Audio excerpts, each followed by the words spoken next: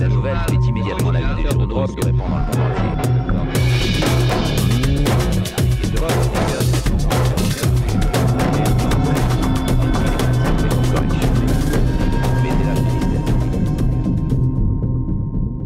Je vais passer maintenant la parole à mon voisin de gauche, Fabrice Rizzoli, qui est un spécialiste connu et reconnu des mafias.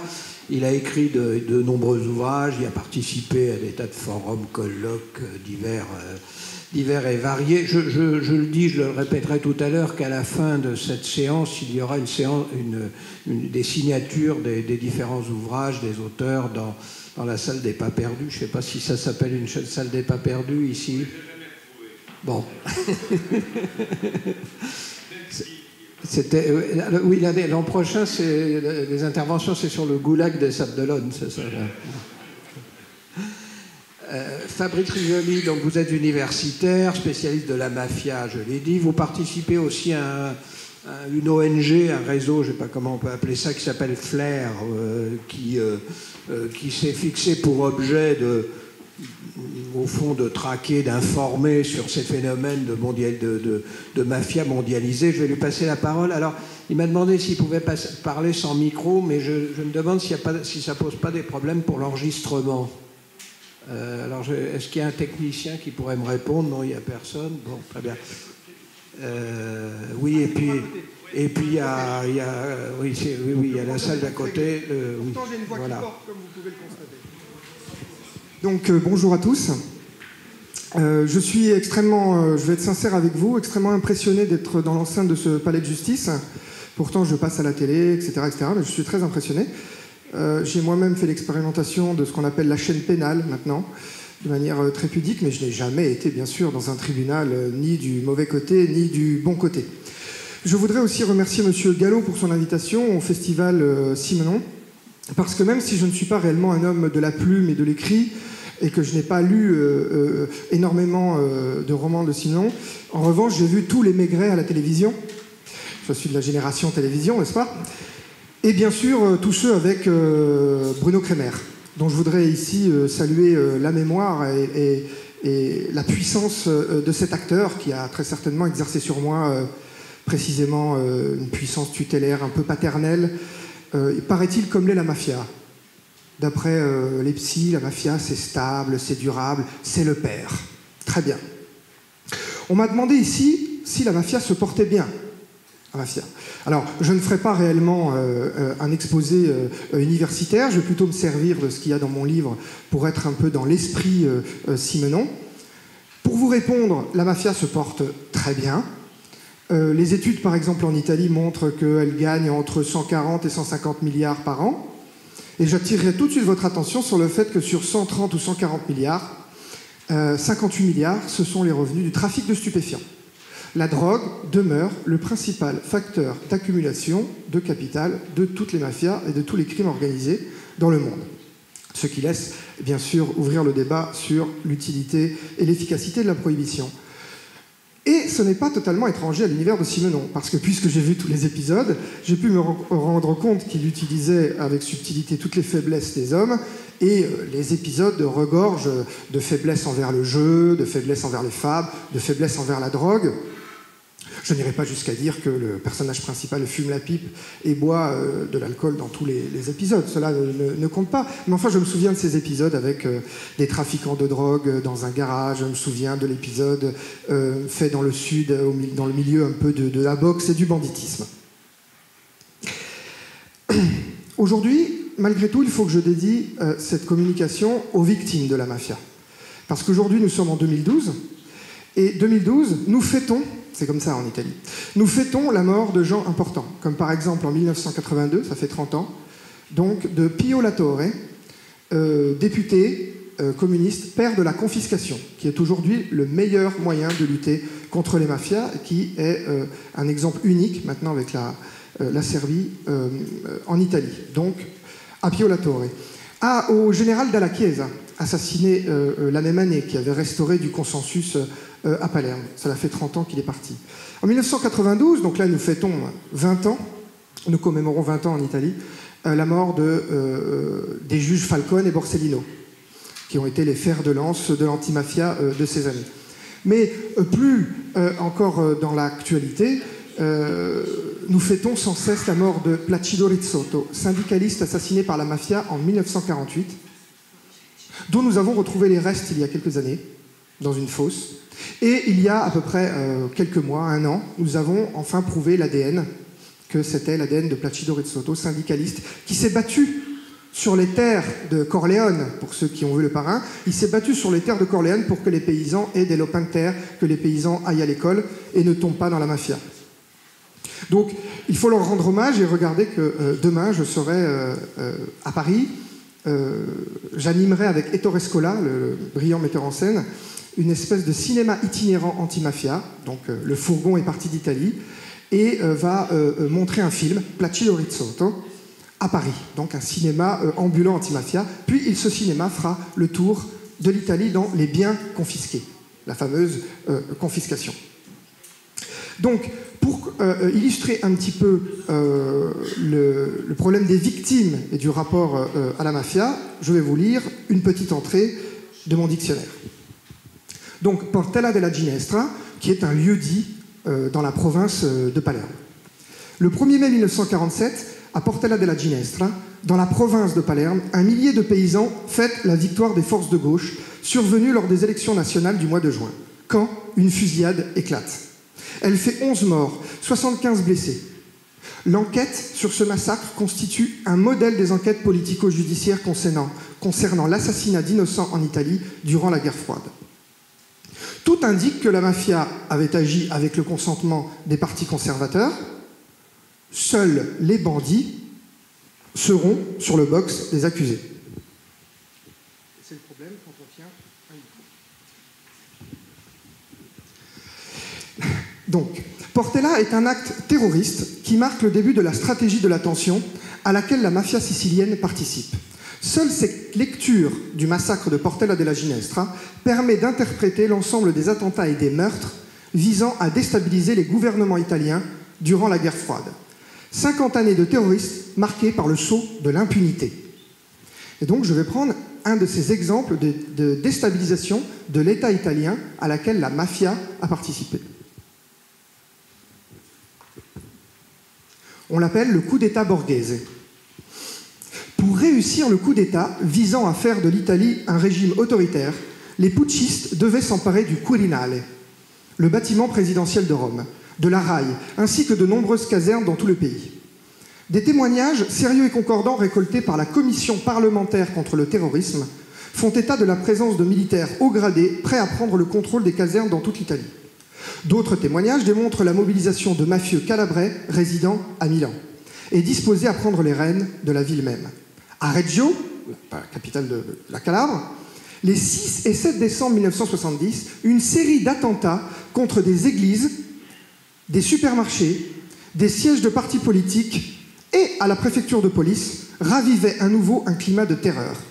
Les mafieux et les militants d'extrême droite avaient des uniformes de carabiniers à distribuer. Dans la nuit du 6 au 7 décembre 1970, des sicaires de Cosa Nostra sicilienne, la mafia sicilienne, atterrissent à Rome. Salvatore Drago, médecin de la chambre du ministre de l'Intérieur, les accueille dans le but de neutraliser le chef de la police. Le 7 décembre au soir, le prince Borghese prend le contrôle du ministère, passe un appel téléphonique et il donne le contre-ordre. C'est la fin du putsch. Qui a-t-il appelé? Fort probablement l'agent américain ayant donné l'autorisation de déclencher l'opération et qui, au dernier moment, fait marche arrière. En effet, le prince Borghese est sous l'influence de la CIA et de ce qu'on appelle la masso-mafia, en particulier la loge P2 de Lucio Gelli, qui le manipule peut-être. Il est aussi possible que le prince Borghese savait que le coup d'État n'irait pas à son terme, mais que son action serait suffisante pour obtenir des garanties de la démocratie chrétienne. Dans tous les cas, l'intimidation prit ses racines en Calabre avec la complicité des deux mafias, preuve de leur dimension politique. Donc, après ce petit historique sur la situation du pouvoir des mafias dans la société italienne, bien évidemment, on peut aboutir peut-être à une définition. On va essayer d'être un petit peu précis. Qu'est-ce que la mafia? La mafia ou le paradigme de la complexité. Associationnisme, omerta et violence systémique. Associationnisme, le monsieur d'avant vous en a parlé, là, l'association de malfaiteurs. Mais c'est un petit peu plus fort. Omerta, c'est la loi du silence. La violence systémique, c'est la violence érigée en système. C'est le triptyque légal définissant la mafia en droit en Italie, la fameuse association mafieuse, qu'il serait bon que tous les États de l'Union européenne se dotent. En Italie, l'existence de 4 organisations criminelles majeures constitue un sujet d'étude scientifique, un paradigme de la complexité. La mafia est un sujet politique, organisé qui s'adapte aux changements socio-économiques, présent sous la monarchie, présent sous le fascisme, présent pendant la guerre, présent sous la démocratie. Tout en étant une force transnationale, donc j'ai vu le t-shirt du parrain là quelque part, donc tout en étant présent aux États-Unis, que sais-je, la mafia exerce avant tout une souveraineté sur un territoire donné. À partir de cette seigneurie territoriale, elle structure et perpétue un système fondé sur la violence et l'illégalité. Elle anime un code culturel enraciné, mais souple. L'histoire des lois, du mythe du crime organisé qui était bien avant, qui respectait la loi, qui ne faisait pas de trafic de drogue, qui ne tuait pas de femmes et d'enfants, tout ça c'est du pipeau. La mafia a toujours tué femmes et enfants du moment qu'il faut préserver le clan. La mafia gère un vaste et ramifié réseau de complicité qui forme la bourgeoisie mafieuse. Les mafias, acteurs de l'économie mondiale intégrée, sont des phénomènes structurels et systémiques de la mondialisation. Donc, même si on les décrit un peu comme contrôlant un petit bout de territoire à Palerme, il n'empêche que ce sont des acteurs économiques, on y reviendra. Peut-être arrêtons-nous sur le problème de la famille mafieuse, qui fait pas mal fantasmer. Famille mafieuse. Duisbourg, le 15 août 2007. C'est plus près de chez lui déjà. Un membre de la mafia calabraise apprend que 6 membres de son clan viennent d'être assassinés. Il téléphone en Calabre pour informer la hiérarchie de la famille mafieuse. Achille Marmo décroche. Le combiné. Son frère vient d'être assassiné, mais il ne le sait pas encore. Celui qui téléphone pose une question à Achille Marmo. La mamma est qui? La maman est-elle là? La mamma est-elle là? La mamma, c'est pas la mamma qui fait la cuisine. Hein. La mamma, c'est Antonio Pelle, le chef de la famille en question. Vous avez compris ce qui se joue? Au lieu de prévenir son interlocuteur que son frère a été assassiné, lui, il demande d'abord si le boss est dans la maison. Parce que c'est à lui qu'il faut donner cette information vitale, pas au petit, au soldat, au chef. Achille Marmo répond que la mamma n'est pas ici. Le messager transmet alors l'effroyable nouvelle. Ils sont tous morts. Tu as compris? Ils ont été tués. Ton frère aussi. Mais comment en est-on arrivé à penser que la famille est supérieure à toutes les autres valeurs? Il paraît qu'en Italie du Sud, les valeurs de la famille sont surévaluées parce que les représentants politiques successifs se sont désintéressés de ces zones périphériques, l'Italie du Sud, par rapport au pouvoir. Et donc la famille, naturellement, est devenue la cellule qui permet de protéger contre le péril extérieur. En réalité, il n'en est rien.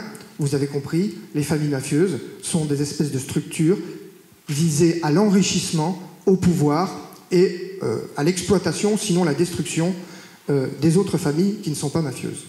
La preuve en est. M. Massacre. Jeudi 18 septembre 2008. On se rapproche, hein. Dans la province de Caserte, sur les terres de Gomorra. À 21h, le commando de la mort est en route. Armés jusqu'aux dents, les 6 soldats de la Camorra napolitaine sont bourrés de cocaïne et portent des gilets de police. Ils tirent plus de 20 projectiles sur le gérant d'une salle de jeu. Un soldat de la Camorra, il a dû oublier de payer sa part. Puis ils empruntent la route nationale Domiciana, qui relie Rome à Naples, près du littoral. À Castelvolturno, au kilomètre 43, ils arrêtent la voiture brusquement devant l'atelier de couture Ob Exotic Fashion, tenu par des Africains. Il est 21h20. Les sicaires tirent plus de 130 projectiles à l'aide d'armes automatiques de type Kalachnikov et Uzi. Ils tuent 6 Africains originaires du Ghana, du Libéria et du Togo. Joseph, un Ghanéen de 34 ans, touché le premier de 4 balles à la jambe et au bras, s'écroule. Ses camarades, foudroyés, tombent sur lui. Leur sang coule sur son visage. Il feint de ne plus respirer, pris dans sa tête pense à sa femme et à ses enfants. Grâce à cet homme, nous savons que la violence programmée éduque les consciences, aujourd'hui celles des Africains vivant sur les terres de la Camorra, ailleurs, tous les Italiens du Sud et peut-être ailleurs. Le chef du commando déclare alors « Ils sont tous morts. Yamuncele, on s'en va », en dialecte napolitain. Les massacres de mafia ne sont pas rares. Alors, à part la violence programmée, très rapidement, puisqu'il faut vous dire comment la mafia perdure aussi, A comme accumulation du capital, les mafieux sont des marxistes sans le savoir. L'un des pouvoirs est celui d'amasser illégalement d'importantes sommes d'argent. Donc, comme je vous le disais, en 2010, les mafias italiennes ont engrangé à peu près 130 milliards d'euros, soit 10% de la richesse produite en Italie. La principale source du trafic reste le narcotrafic, 59 milliards d'euros. Les écomafias, ces fameuses activités qui endommagent l'environnement, dont vous avez peut-être entendu parler, soit par le film Gomorrah, soit par le problème des poubelles à Naples, rapportent 5,8 milliards. La pratique de l'extorsion ne rapporte que 9 milliards, mais c'est le cœur de métier des mafieux. Du fait de la crise économique, l'usure augmente chaque année depuis 2007. En 2008, 180 000 commerçants ont été victimes dans toute l'Italie, pour un chiffre d'affaires de 15 milliards d'euros. Avec le racket et l'usure, les mafias gagnent 250 millions d'euros par jour. Évidemment, vous allez me dire, je ne parle que de l'Italie. Mais c'est normal. Vu le témoignage qu'on a entendu d'un insider, d'un monsieur qui était avant de l'autre côté de la barrière. Je comprends ce qu'il a dit. D'ailleurs, moi, dans mon livre, AF, France, comme le nuage de Tchernobyl. Circuler, il n'y a rien à voir. La mafia n'existe pas. Alors, avec ce tableau qui pourrait être extrêmement noir, eh bien, je crois qu'il faut aussi montrer qu'il y a des solutions, de l'espoir, et de quoi combattre la mafia. Et une fois encore, il faut se tourner du côté de l'Italie, qui est le pays de la mafia, mais aussi de l'antimafia. Regardez un peu. En Italie, les procureurs sont indépendants. Ils sont nommés par le Conseil supérieur de la magistrature. Ils sont régis par le principe de l'obligation partielle de l'action pénale. Donc, lorsqu'il y a un signalement, ils ne doivent pas leur nomination au pouvoir politique. Ils sont obligés de faire des actes. Et même s'ils décident de classer sans suite, c'est un magistrat du siège qui vient derrière valider la procédure. Imaginez comment on peut donc lutter contre la corruption des élus complices de la mafia en Italie. En Italie, les officiers de police judiciaire, volontaires, sont rattachés aux magistrats anti-mafia des 3 corps de police, la garde des finances, les carabiniers et la police, et leur carrière et leur notation dépendent du magistrat. Elle ne dépend plus du ministère de l'Intérieur. Donc ils peuvent réellement faire l'enquête avec le magistrat indépendant. En Italie, il y a un régime de confiscation administratif qui permet de saisir 6 milliards ces 18 derniers mois.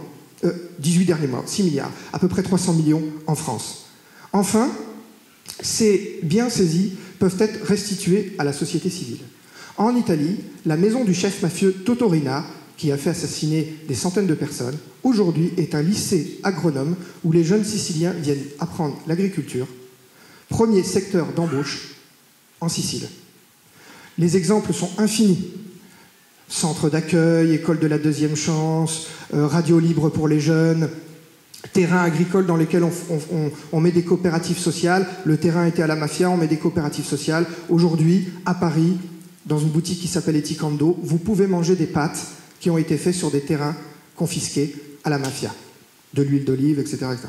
Évidemment, en Italie, il y a une loi sur les repentis qui permet de sortir les mafieux du système. Jusqu'à 3000 environ ont été sortis du système à vie. Ils vivent sous une fausse identité, ont témoigné, ont fait leur part de prison, etc. Il y a aussi une loi de dissolution des assemblées élues. Donc vraiment, je crois qu'on peut regarder du côté de l'Italie la mafia et l'antimafia, éventuellement s'en inspirer si besoin est. Et bien sûr, je reviens sur l'idée que si le premier facteur d'accumulation du capital est la drogue, il faudra bien un jour qu'on sorte d'une manière intelligente et fine du problème de la prohibition de la consommation des drogues. Merci. Merci.